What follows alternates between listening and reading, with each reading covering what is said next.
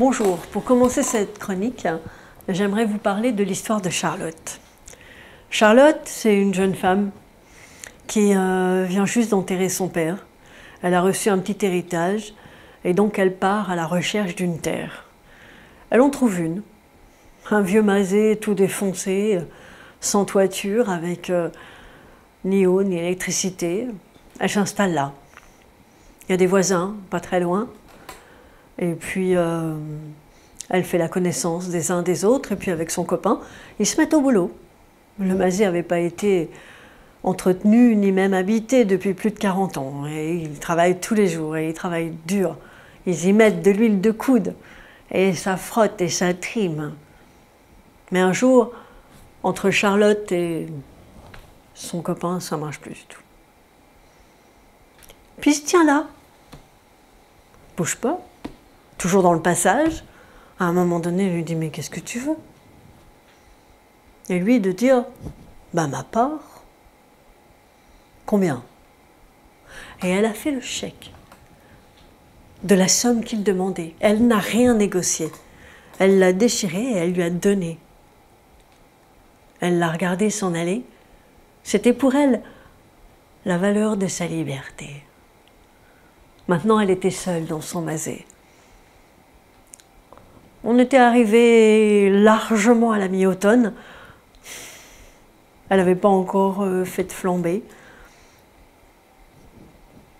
Quand d'un seul coup, elle s'était mise dans l'idée de bouger un meuble en coin. Oh, puis alors pas n'importe quel meuble. Il avait été construit en coin par un menuisier, ébéniste, et puis il avait deux lourdes portes en bois massif qui ressemblaient à un lit breton. Vous savez, de ces lits encastrés. Mais en coin, dans un coin, un meuble en coin. Oh, on pousse d'un côté et ça rentre dans le mur de l'autre. On pousse de l'autre côté et ça rentre dans l'autre mur. Il fallait réussir à tirer l'angle. Mais c'était rudement difficile, et la voilà qui pouffe, et la voilà qui peste, et la voilà qui tire, et la voilà qui sue, et rien n'y fait. À peine elle avait réussi, peut-être en 2 heures, à le décaler pas plus que de 5 cm.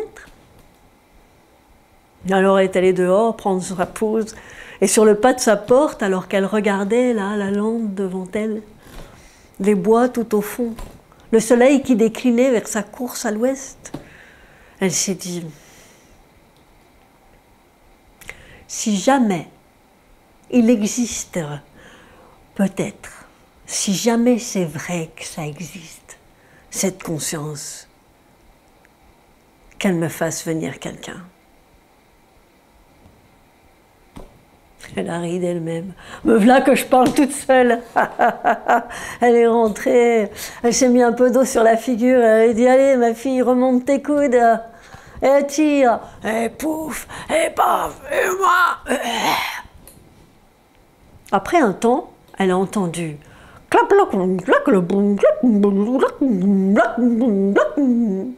elle a regardé par le fenestron qui donnait sur le chemin. Elle a vu le président des Braves dans son vieux tracteur. Oui, il venait lui rendre visite. C'était un sacré brave, lui.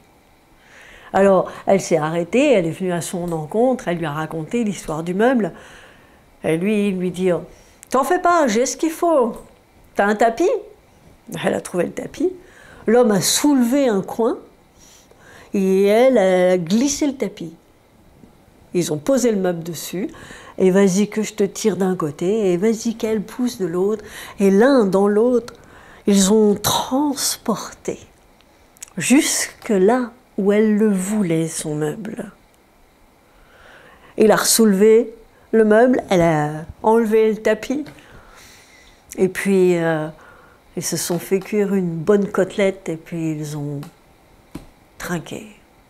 Et quand il est reparti, le président, eh bien, elle a regardé au loin. Ouais.